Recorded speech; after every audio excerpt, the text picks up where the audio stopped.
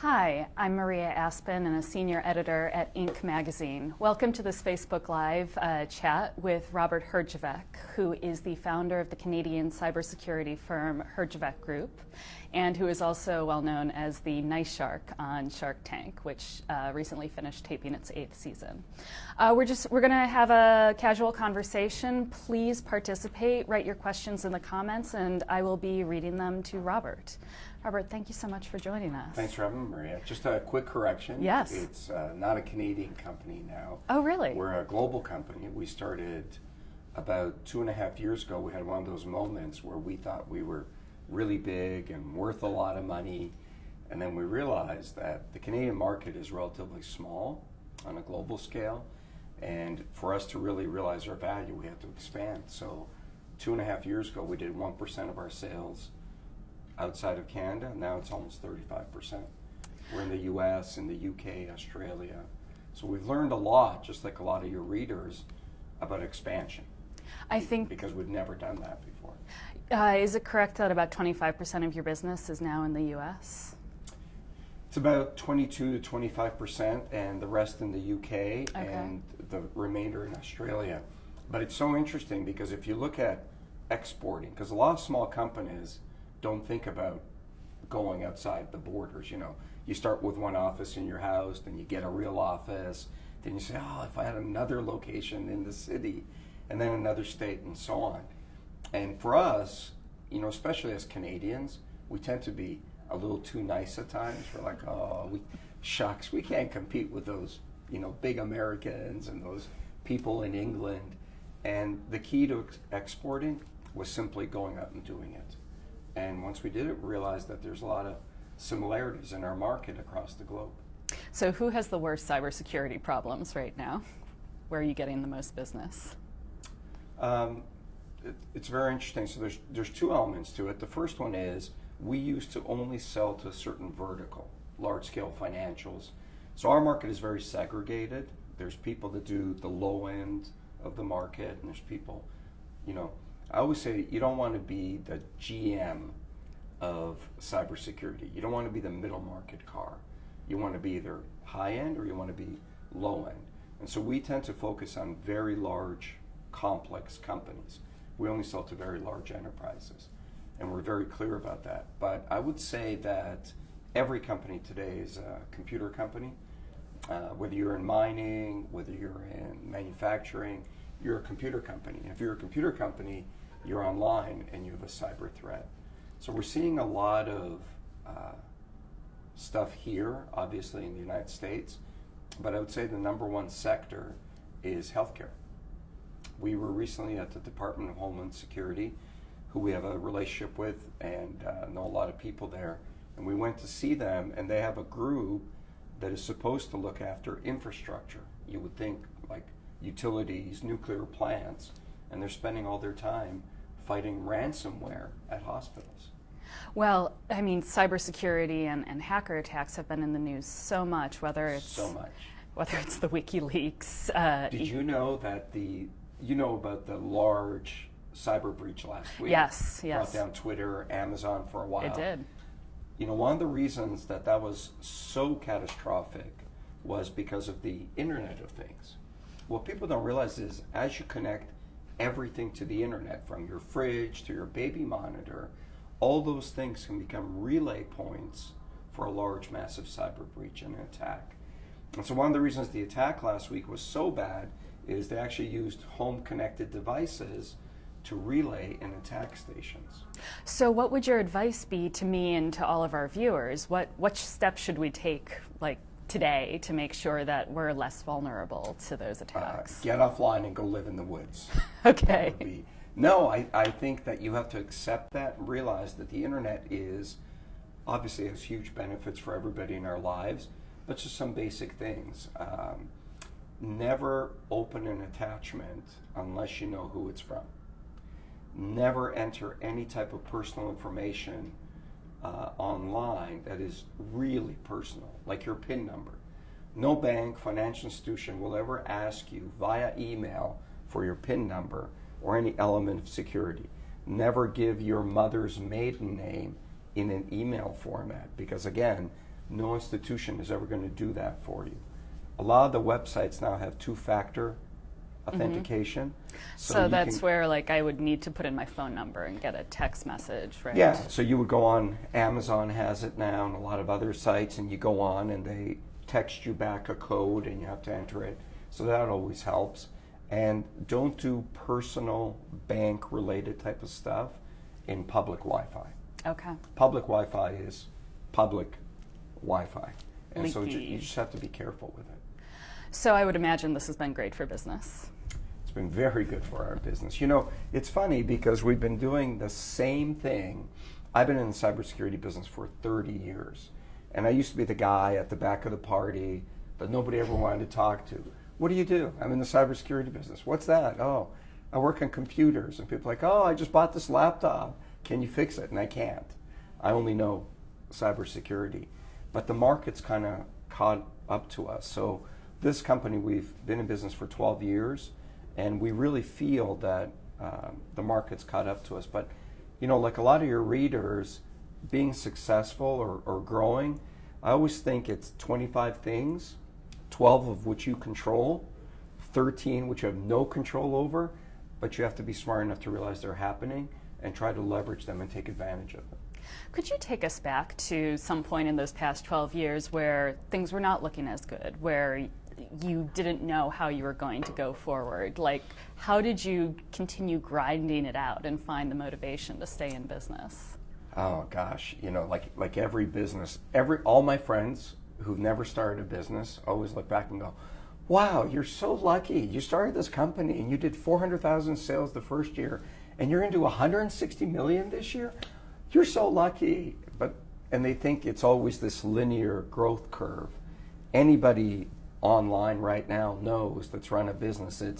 It's like this and then like this and then like this and then like this. And so it's different plateaus. And I think every business reaches a plateau where it faces a crunch on whether it's going to grow or not. And it's about going through those plateaus.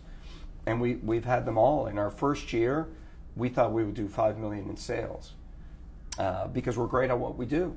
And so we thought, we're great at what we do. People will love us. How could they not buy from us? We did 400,000.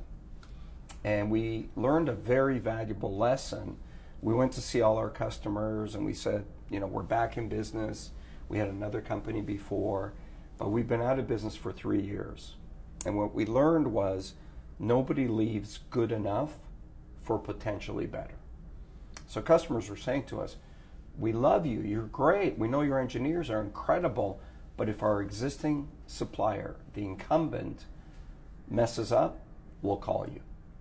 And I was like, oh my gosh, we're like a retail business. Right. We're sitting around. You never want your strategy to be based on the other guy screwing up. You want your strategy to be based on value that you can add. So we had to retool, and you know, it was really tough. It took us 5 years to get to 6.2 million in sales. In the next 5, we get to 160 million, and our target next year will be 200 million. So how did you change people's minds? How did you make them come back to you rather than waiting for the other guy to screw up? We abandoned what we were selling. We originally started selling managed security and adding a lot of value. What we realized was we had been out of the business and the market was immature. So we wanted to sell this, but you have to listen to your customers. Our customers were saying to us, yeah, we'll buy that stuff one day, but here's what we're buying today. And so we went right back to the drawing board. We started selling anti-spam software, which wasn't really considered a security thing. It was about as low tech in our business as you can get, and nobody really wanted to do it. We really kind of felt like, why do we start the company to sell this? But it was necessary. You know, the best way to get a customer is to sell them something. And the best way to upsell somebody is to have a customer. And so we kind of got our heads around, which was really hard. You know, it's really hard to be the big guy and sell something really valuable and then just sell this, but it was a great way to get customers. I wondered if we could go back to the beginning and your background. You have a liberal arts degree. I do. What did it do to prepare you for your business today?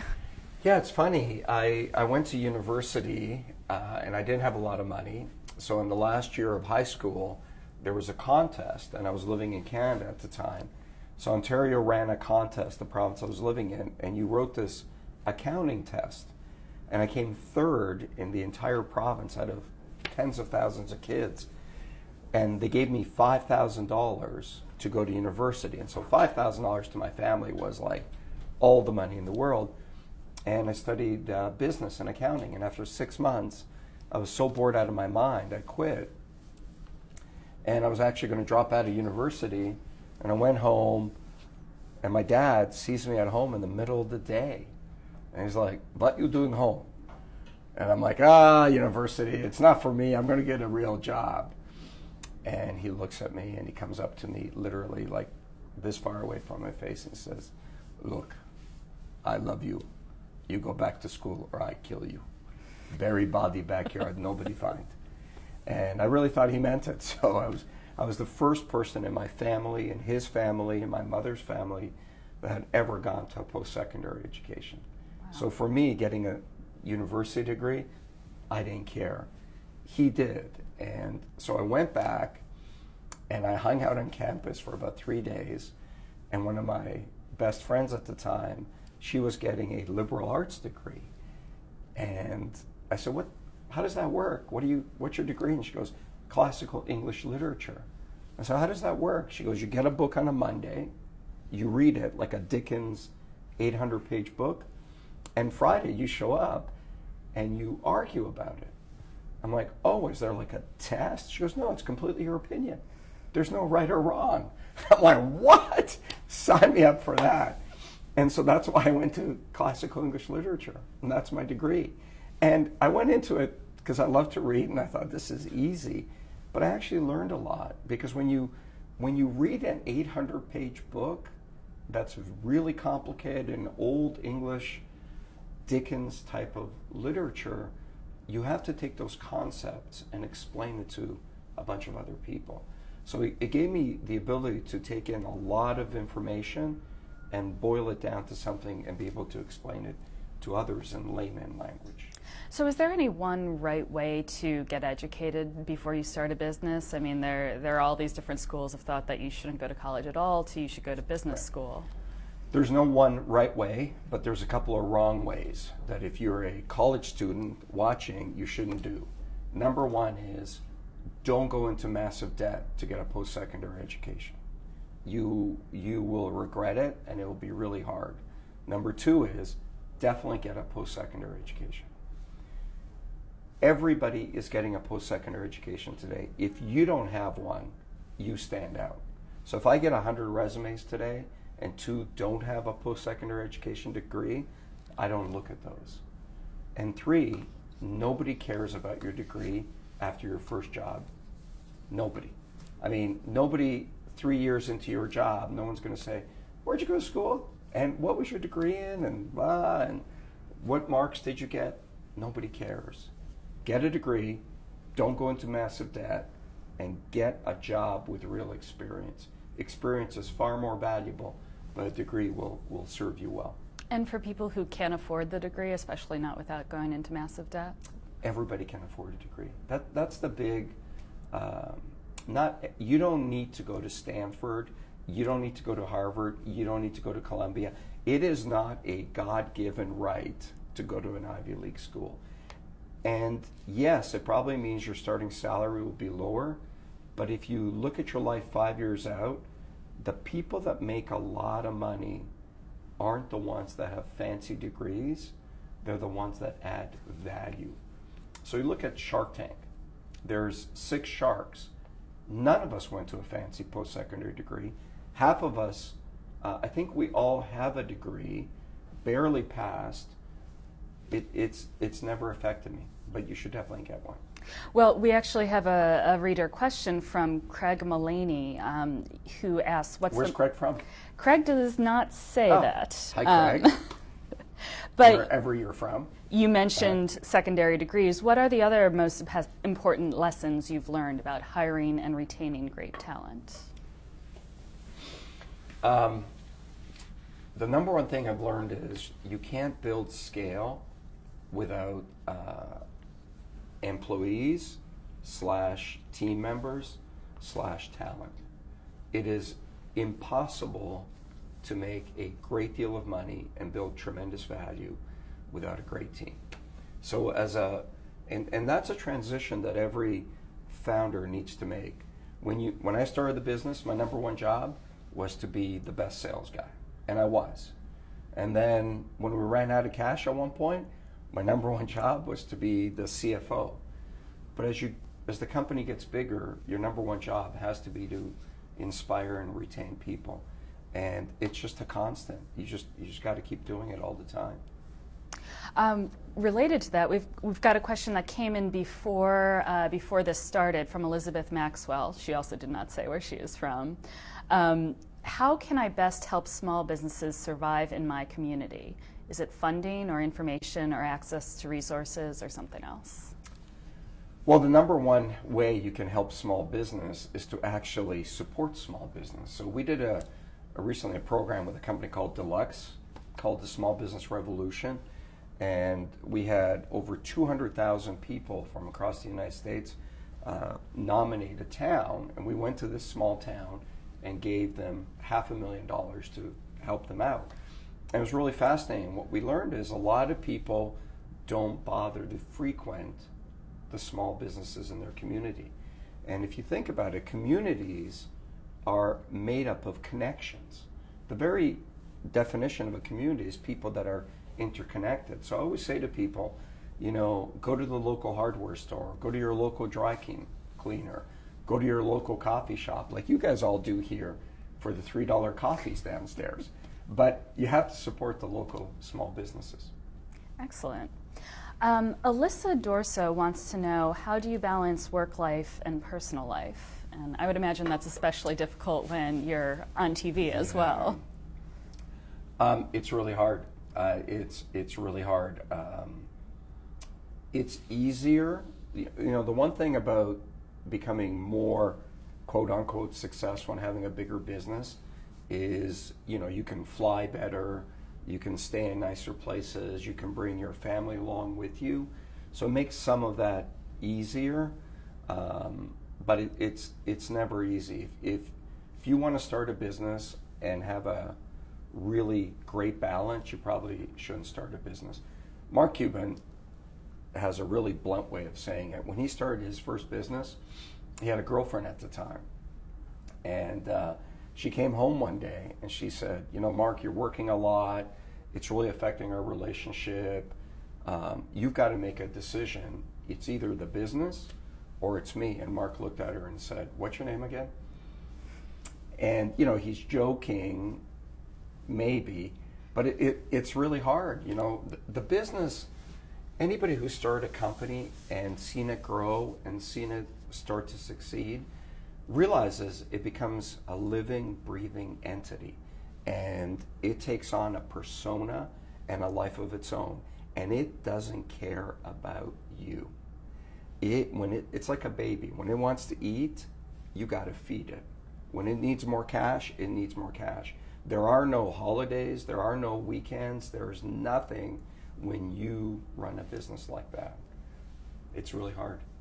Well, if you wouldn't mind me asking about your personal life, you recently got married, and I wondered, how did you and your now wife approach those sorts of discussions about how you're going to balance your business obligations with your personal obligations? Yeah, for me, it's a little easier because, I get to travel better and I get to go back home. So, we have a home base, and I always try to be home on weekends, and I always try to bring people along and just make it more fun. But it's also important to have somebody who understands that and is going to be supportive of that. My wife is on a TV show, and part of her job is she goes away for 3 months to another country. And so, it's give and take. She supports me, but I support her too. Excellent. Christy Burton, well, actually, following up on that, I'm going to go with a different Christy. Christy Alexson asks, what are some daily practices you do for self-care? So to take care of yourself in your personal life. I like to work out every day. I'm not right now, but if I don't work out, I know I didn't. So that's, it's like they always say the key to any problem is to recognize you have a problem. So I'm so in tune with that. If I don't work out today, I'll feel it and I'll know it. And for me, it's just a matter of stress. Like I love to run and I love to do a lot of cardio, and it just really focuses me and tunes me out. I think one of the reasons I've been able to survive under a massive amount of stress is I'm pretty good at knowing when my body needs something. I know when I need more sleep. I know when I need to exercise. I know when I've had too much coffee. I just have that gut feel, and that's, you've got to listen to your body, because if you're not healthy and driven and motivated, you're not going to survive. Do you usually work out first thing in the day, or how do you fit that into your schedule? So every night when I go to sleep, my plan is to work out first thing in the morning. I get up pretty early, like 5:30, and so my plan every night is I'm going to wake up early and go to the gym. And then I wake up early and I get so excited about getting on email and talking to people that I don't. I try to work out at night. Okay. Yeah. Okay. Well, Christy Burton, I faked you out, so I will ask her question, which is, what is the one factor that motivated you in the beginning when starting your business? Money. Okay. I hate to sound like Mr. Wonderful Kevin, but I only started I never wanted to start a company. There's two types of entrepreneurs. There are those who were born and those that are made. And I was definitely a made one. I never wanted to start my own business. My dream in life was to make $1,000 for my age. So if by the time I was 50, I was making $50,000 a year, had a house that I was on my way to paying off one day, and a used Corvette, baby, that was like, I could see it. That was my dream. And then a guy fired me, and I didn't know what to do. I couldn't get a job quickly enough to pay my mortgage. And so I started just selling stuff. And people bought it, and I sold a little more stuff. And then I actually got a job and kept the job and selling stuff for about 3 months until I couldn't do both. And it's funny, I'll never forget, my mom said to me one day when I finally decided not to get a job and stay with the company, she said, "Oh, don't worry, you get a job one day." So, but that was my background, My background is, we didn't know anybody who started a business.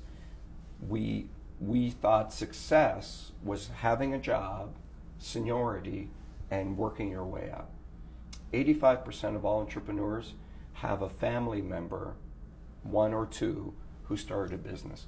The problem in America today is not, the divide is not between the rich and the poor. The divide is between people that know how things work and people that don't. When I was 18, I wanted to start a business. So I sat down with my dad and said, I want to start a business. So my dad brings in the most successful guy we knew. This guy sits down, I start asking him questions. He's never started a business, doesn't know anything about a business, and he leaves. So I go to my dad, I go, why? Why am I talking to him? And my dad tells me he's got more seniority in the union than anybody he knows. So if there was a layoff at the factory, his friend wasn't going to get laid off, and that was success. And so it's hard when you don't have that experience around you. What would your advice be to people today? Do you think that you could still start a business and get the money immediately, or what would your advice be to somebody looking to sustain themselves while trying to get a business off the ground? Yeah, I don't think there's anything wrong with having a job and starting a business. Okay. I also don't think you should take investment or equity up front, which is weird Right. from a guy on a show that we buy people's business and invest. But when you're an entrepreneur and you start your business, your only payback is your equity. And you want to hang on to as much equity as long as you can, because when you give it up and you sell it, you're probably going to have to do it again. And so you want to hang on to it as long as you can. Which leads me to ask, so when would you recommend going on Shark Tank? When's the best time to try to get on the program? It's really funny. Our show is, we have all these statistics. 52,000 people applied to be on our show last year, and 235 were brought to LA. And out of 235, we see 185 or so.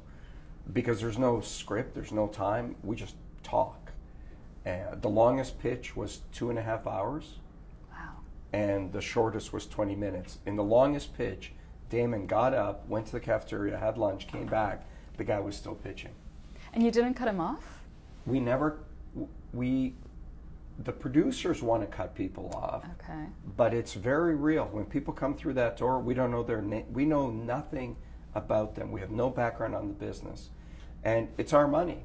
So if we want to ask them a million questions, we're going to ask them a million questions. We don't really care about the making of the TV part.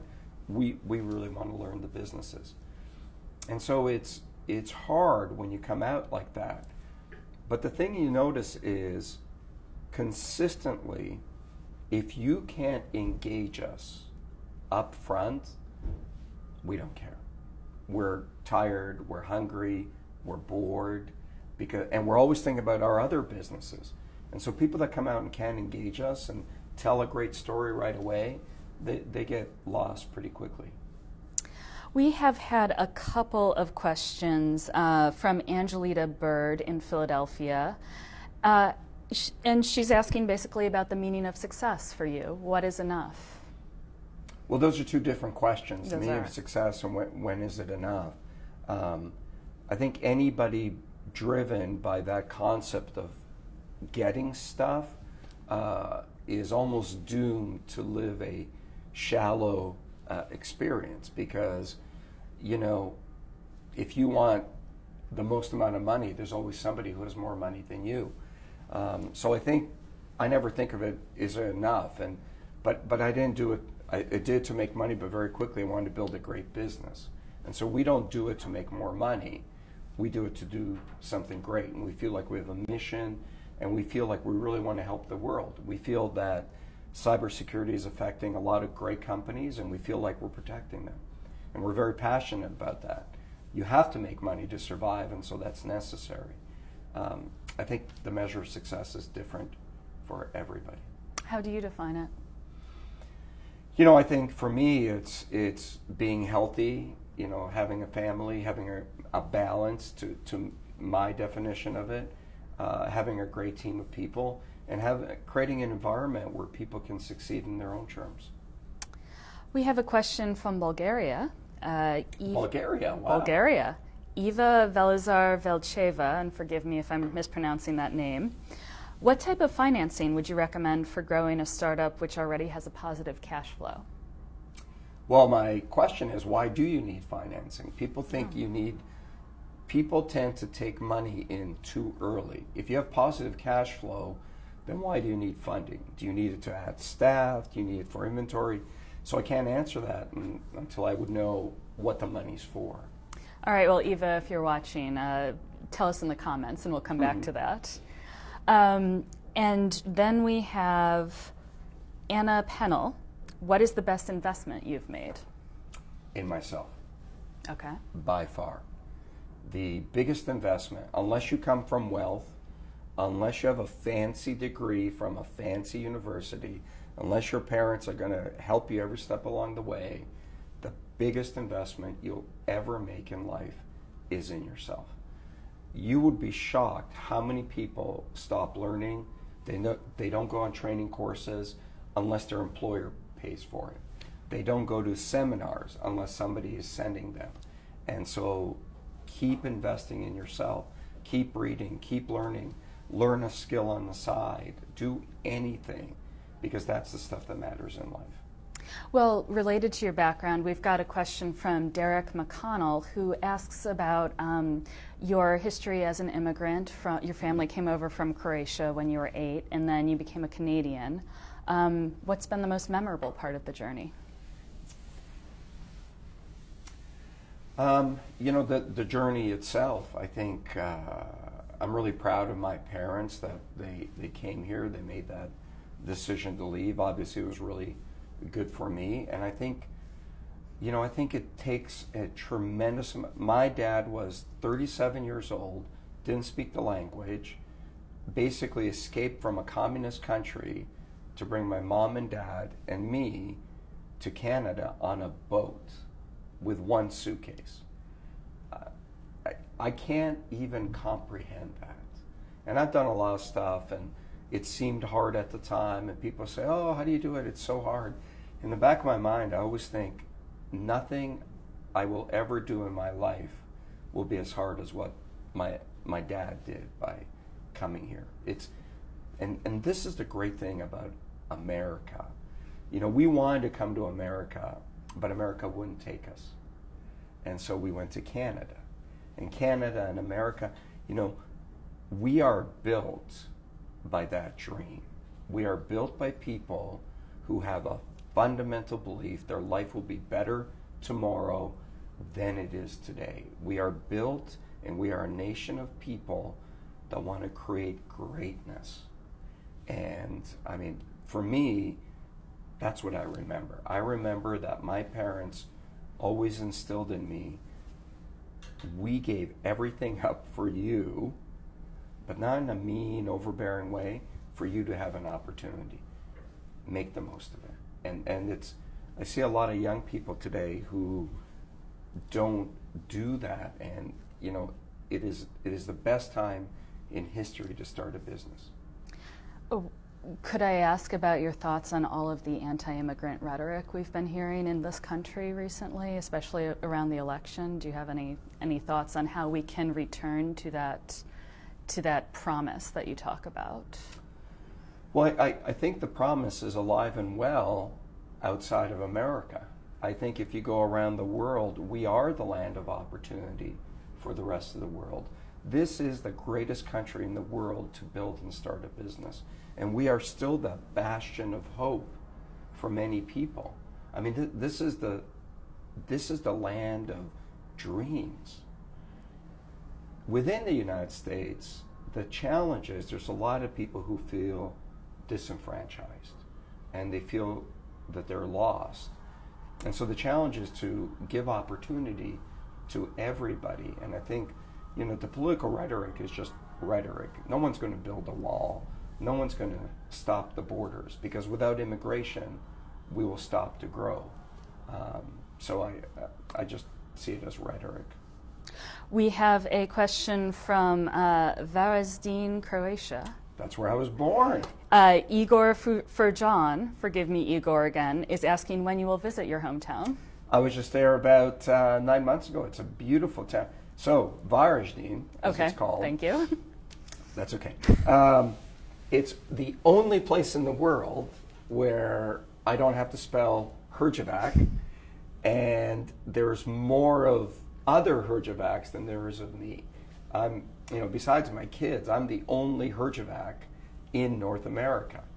My dad was the youngest of 15, and so imagine this, he's the youngest of 15, and his dad died while his mother was carrying him. He got run over by a train. Oh, God. How melodramatic is that, right? Not to laugh about it. But imagine being the youngest of 15 with that background in absolute sheer poverty. He was the toughest guy in the world. Like, you could not complain to you'd come home with like your arm broken, and my dad would be like, it's nothing, don't complain. But it's a beautiful town, and so all of his brothers and sisters stayed in that town, and they all have cousins and all kinds of stuff. I love it there. How often do you go back? I try to go back once a year. We had an office there a number of years ago funny about how cybersecurity's changed. We used to have a development office in Zagreb, which is a bigger town. But a lot of our customers, this was about 3-4 years ago, a lot of our customers would say to us, oh, you have an office in Eastern Europe, that makes us nervous because, those are the people that are hacking us.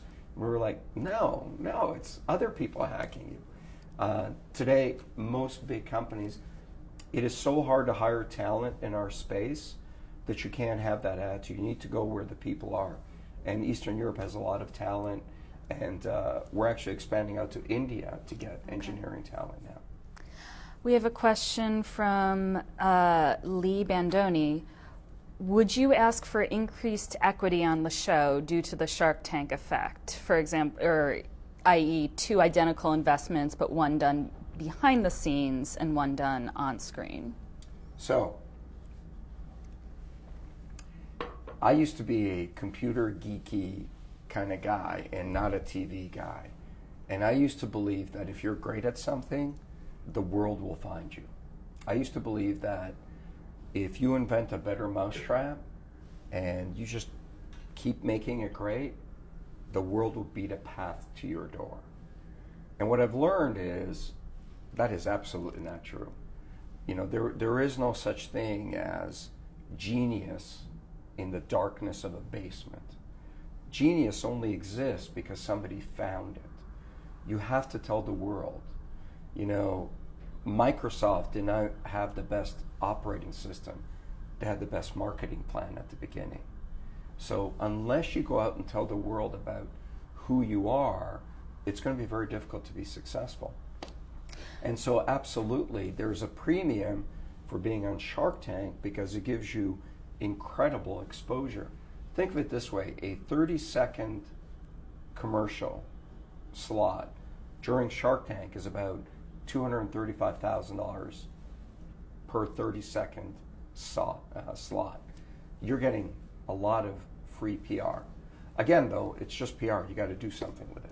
Well, and we have a couple of questions, including from Jarell Gresham about social media and marketing, and just what are your tips for getting the most out of that and getting your name out there if you're not on Shark Tank? Yeah, in the last 2 seasons, we've really seen a lot of people. I just made an investment. It hasn't aired, so I can't tell you about it, but it's these 3 kids, and they invented a beach towel, which, no big deal. But they started marketing it and started creating a community around this towel. And they encouraged, so you would buy a towel, and they'd encourage you to take a picture with the towel in a cool setting. So a lot of kids would buy it, take a picture at their dorm and that kind of stuff. Anyway, the thing just started to build momentum because everybody who used it became an ambassador for the product. Long story made short, they do $2 million a year now, wow. Which is unbelievable. I just met with them and it amazes me. But that is the power of social media today is if it's working, you can really leverage scale. But social media is not an end. It is simply a leverage point to get you somewhere. You first have to find something that's working. And whether it's your product, whether it's your service, it's just a way to get it out there faster. We also have a couple of questions about hiring and partnerships. Caio Abreu in Brazil wants to know, what is your advice to build a great team?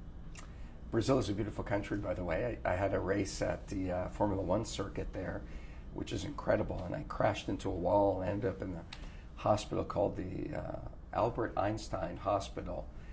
Freaked me right out. And Brazilians love car racing. It was incredible. I was in Sao Paulo. So how to build a great leadership team? It starts with the leader. And it's a bit of a cliche, but the pace of the pack is really determined by the leader. I never expect anybody to do something that I'm not willing to do, ever. Now, that's hard because you actually have to do it, and sometimes you have to be not so nice about it. So the upside of that is we have a very encouraging environment because we really want you to get ahead, we want you to do your best, and we want you to work really hard, and you'll never be asked to do something that I'm not willing to do. The flip side is, if you're not willing to do it, you probably shouldn't be on our team. So, part of that is also discipline to make sure not everybody's going to fit on your team, and you got to cut those people out when they don't fit. That's excellent. We have another question for advice from Srinivas Reddy in Srinivas, India. What advice would you give to young leaders? What other advice, I suppose? That's such a general question. My advice would be stop asking such general questions. And along that line, seriously, people tend to think too wide. When people are starting out, they tend to think too wide. I got a job in the computer business when I was 21 years old, and I changed jobs often, but I never changed careers. So when I turned 30, I had been in the computer business for 10 years, which is an eternity. Biggest mistake young people make is they think of the world in macro systems, but the world doesn't pay you. No one's going to pay you millions of dollars for general knowledge. General knowledge is only good on Jeopardy or Wheel of Fortune. If you want to make a lot of money and be great at something, you have to have a very narrow niche of knowledge. I'm one of the top people in the world at cybersecurity. I've been doing it for a long time. I'm very comfortable in that knowledge. If your phone broke right now and you asked me how do I reboot it, I would have no idea. And you know what? I don't care. I know a little bit about other things, but I'm very good at one thing. So that's my advice is pick a field, stay with it, and become great at one thing, at something. Well, we have to wrap up, and I think that's a great place to leave it. Robert, thank you. Thank you so much. This was wonderful. Thanks for having me. Thank you. All right.